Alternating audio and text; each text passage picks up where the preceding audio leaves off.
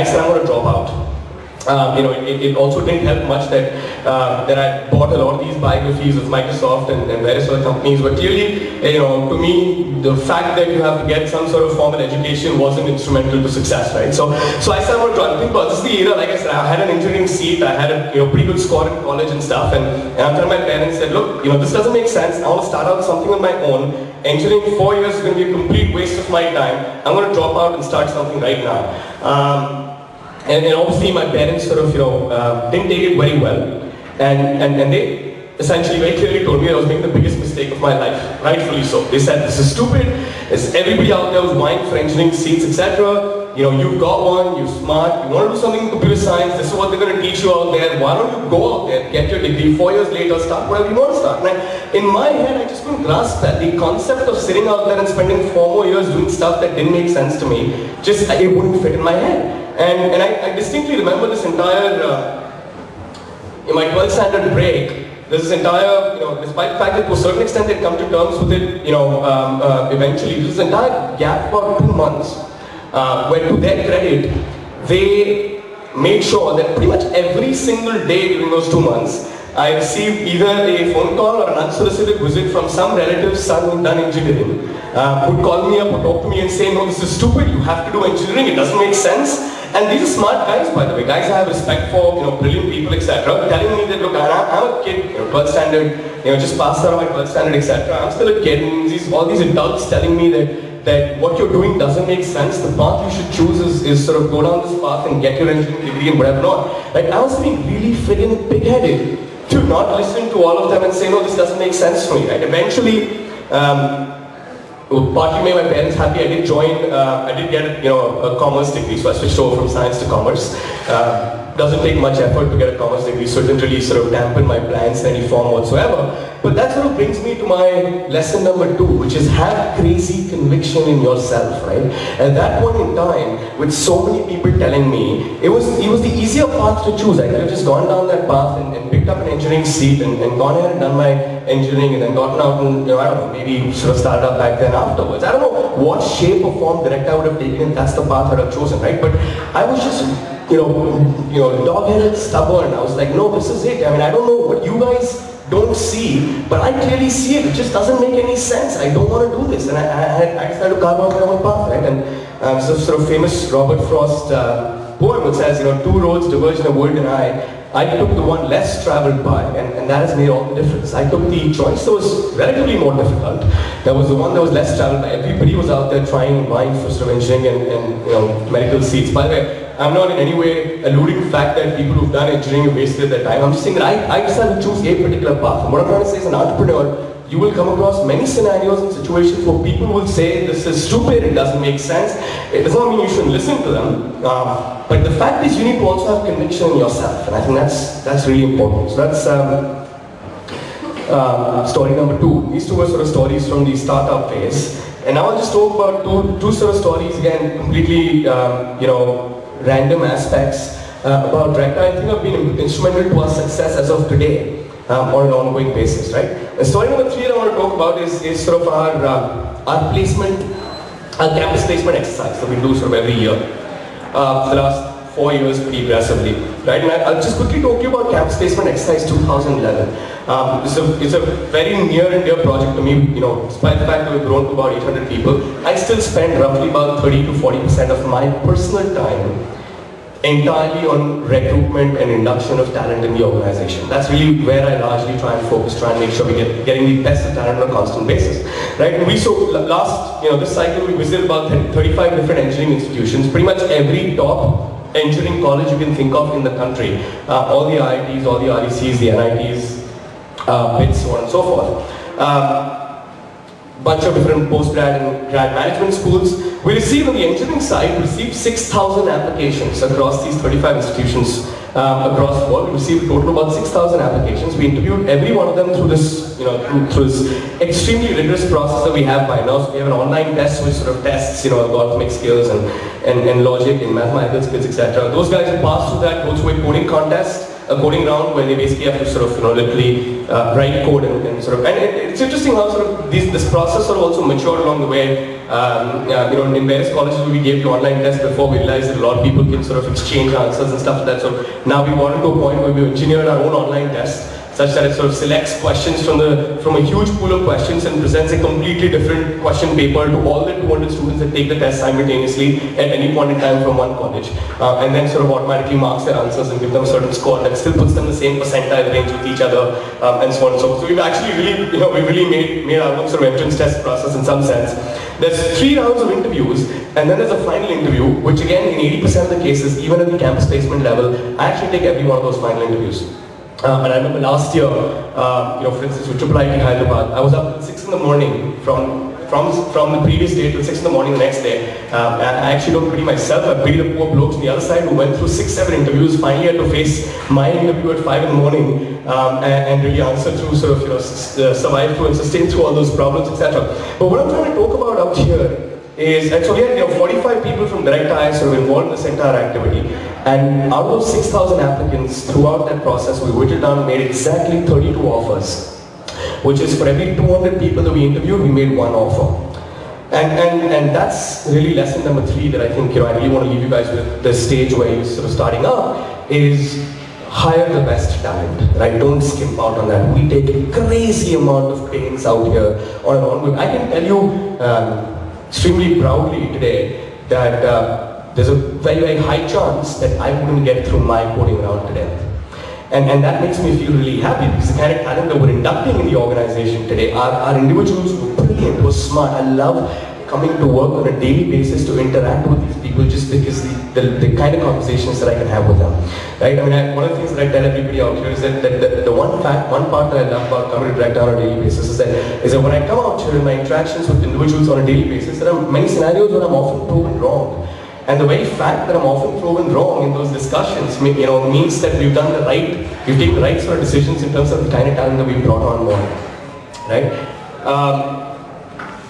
Last story, story number 4. Here I'll sort of quickly talk about something with regards to a philosophy that we followed that I think is very important and fundamental to sort of scaling operations, right? Back in the early days when we actually started off Directi, and I remember the first time after about 20, 30 odd people, we had to then formally create what's called an HR department and formally create HR processes and HR guidelines. And we started sort of thinking about how to do that. No experience before, never done it before, etc. So I know that somebody in the organization went out and brought in all these HR manuals from Infosys and Patni and Mastech, and those were the companies back then that really existed in the IT space. And we went through those manuals, the huge manuals with lots of processes, or attendance and leaves, and various different complications, etc. and stuff like that, right? A lot of it didn't make sense to us, right? And back then we made a decision, and and I'm giving you one example from an HR standpoint. The principle that I'll talk about is going to be sort of an independent principle, that we're not going to sort of go out there and just adopt the conventional stuff. We'll sort of mold it to the way we want to create our organization. One of the things that we fundamentally believe in is you can't scale accountability by process. So, I can take 20 people and tell them, look, this is what you need to do, and this is the output that I need to see from you guys, and a week later I go up there and see have they delivered that output, and maybe I can still manage that. The moment that 20 becomes 40, unmanageable. That 40 becomes 400, there's no way you can manage accountability by defining a process, by saying, look, everybody in the company, this is what you need to do. So you need to have other ways to manage accountability, and the fundamental way that we do it differently out here is we sort of manage accountability by transparency and trust. And I think that's a drastic change in the way sort of corporate cultures existed in the past in India and elsewhere in the world in general, is managing accountability by process versus managing it by sort of transparency and trust. I was giving you examples, right? For instance, when we started out at that point in time, we decided to start out a very uncomplicated HR guideline template. So all organizations have these sort of various different kinds of leaves. You have privilege leave, sick leave, and there were at least 4 or 5 kinds. I don't remember the names, right? And we said, screw it all. We'll just give one bucket of leaves that people can choose to take in whichever circumstance they want to be irrespective, right? I mean, that's just one example. I want to tell you how sort of that example has proceeded all the way along till today. And I'll sort of give you a quick quick demonstration today. On an ongoing basis, we continue to question our activities and say, look, does this particular activity make sense? Does it fall within this sort of management model by managing to sort of transparency and trust? And whenever we find there's any conflict, we sort of make a change out there. So we recently sort of deployed was the latest version of our sort of attendance and leave module with the organization. We call it Tapestry. And I want to quickly show you an example of sort of what I mean by managing by accountability and trust. So this is sort of our attendance interface. Everybody logs into the organization through some sort of login, etc. Everything is fully public, all data. And you'll find this, I'm giving this example from an HR standpoint, because from an HR standpoint it seems to raise maximum eyebrows in most circumstances, but you'll see that across all business units in our organization. So anybody in the organization can go to this interface at any point in time and pull up the attendance records of anybody, right? So I'm going to do that for our HR manager.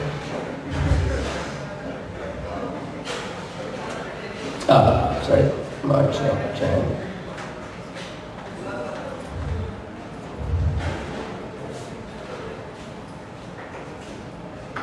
So that screen actually shows you the entire attendance record of Maggie, who's the sweetest HR manager you can ever ask for, and shows you sort of which days she's absent, weekly off, late, present, on leave, etc. and stuff like that, right? So this is starting out very simple screen. Anybody can pull up an attendance record for anybody. If I want to do this for on an average basis, let's say for Maggie's team, I can just look at her team attendance report for the month of January, and we'll look at reporting attendance report for January, and that'll sort of show me all the people in her team, how many days they've worked in that particular month, and work hours and extra hours and leaves availed and absences and so on and so forth, right? So all this data is public, and this, by the way, this philosophy, as I said, applies to pretty much every kind of data within the organization. We maintain confidentiality outside the organization. We took this one step forward. And we said, so all these complex processes that organizations have concerning, leave application, leave approval, out duty application.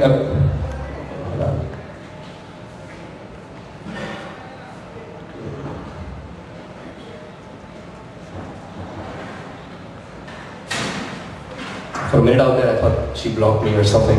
But clearly not. So now once again, giving you the same example, let's say if I take Maggie's attendance for January 2012, and I could be logged in as any user in the organization at any level.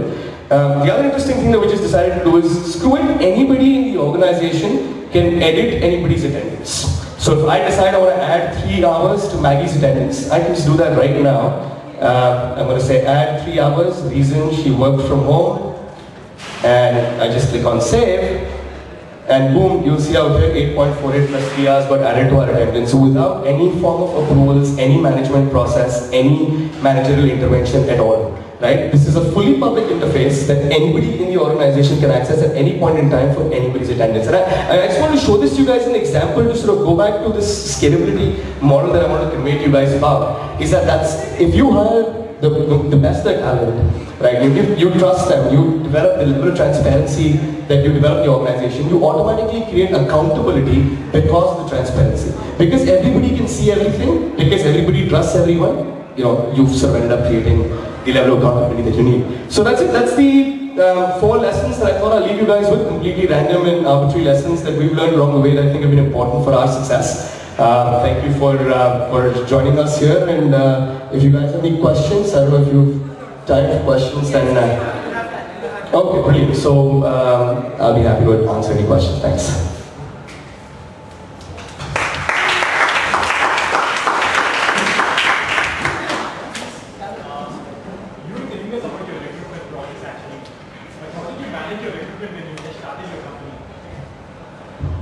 There's a pretty interesting question actually. I mean, I think these days the process is probably easier than it was back then, I can tell you that.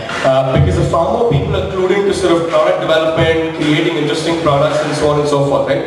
A lot of the people who are starting out today, back in college, I mean, I was in a, BCom college, so I didn't even have friends in college, but a lot of the startups, the model typically is what? You pick up a bunch of friends in college, you get together and you sort of create your own startup. The other advantage that you have as of today's date versus what we had back then, and this is sort of, there's an interesting article that I read several weeks ago, which actually quantifies this. It was pretty interesting. It quantifies the level of effort that it takes today to build a product and actually make it live. In fact, what am I saying? You don't need to quantify. You guys are doing it in 2 days, right? It's so much lesser today than it was 12 years ago. You know, you have easy prototyping languages like Ruby on Rails, etc., to easily create a product, right? You've got various tools like Balsamic, Exur, etc., where you can very easily create wireframes. You've got Amazon, you know, EC2, which is so affordable, and you get, you know, in enterprise class infrastructure at such an affordable price. Earlier back then, if we had to host any application, we had to buy a dedicated server at an extremely huge cost, hire a system administrator who would make sure the network doesn't go down, Linux is properly installed and updated, and none of that stuff you have to do now anymore because so much stuff is outsourced. You want to build a logo, you just go to one of the, you know, public crowdsourced websites and put up a post out there for $50. Somebody's going to design a really outstanding logo for you. You have so many resources and avenues available today. The launching a startup today is so much more easier in terms of the number of resources that you need in comparison to, you know, what you had before. And then once you've done that initial, I mean, yes, you need to sort of scrounge together and get the initial team. Once you've done that initial effort, you put up something you're passionate about that really actually solves a problem out there. I'm quite certain you won't find it very difficult to attract talent today. In the market that exists today, you know, going out there and sort of joining up a startup and being part of something that's great and exciting, I think is inadequate enough allure today as compared to what it was 30 years ago. Any other questions?